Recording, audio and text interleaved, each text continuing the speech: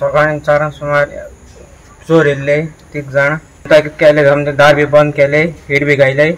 आणि पुलिसाक B phone मारले दार बी ओपन करून ते भितर गेल्ले चेरीस बी हे कोताले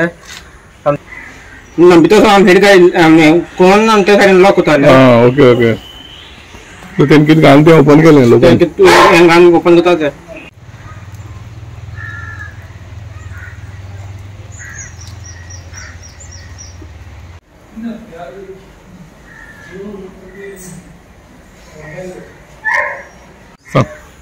सकाळी 4 सुमार चोर येयल्ले 3 जाण तितून एकलो पडून गेला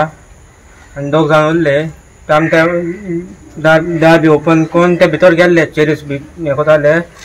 आमचे केले आमचे दार बी बंद केले हिट बी घायले आनी पुलिसाक बी फोन मारले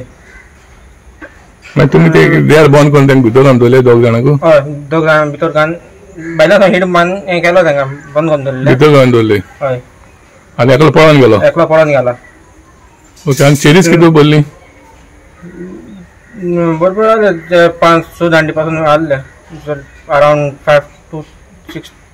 6,000 चेरीस बोलली व्हरपा हय आणि तो एकलो पळून गेलो आणि तेगे मोटरसायकल ते आहा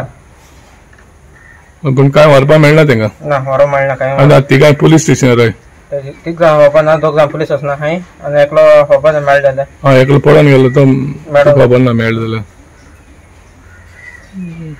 कितल्या मोबाईल सारकी 4 सुमार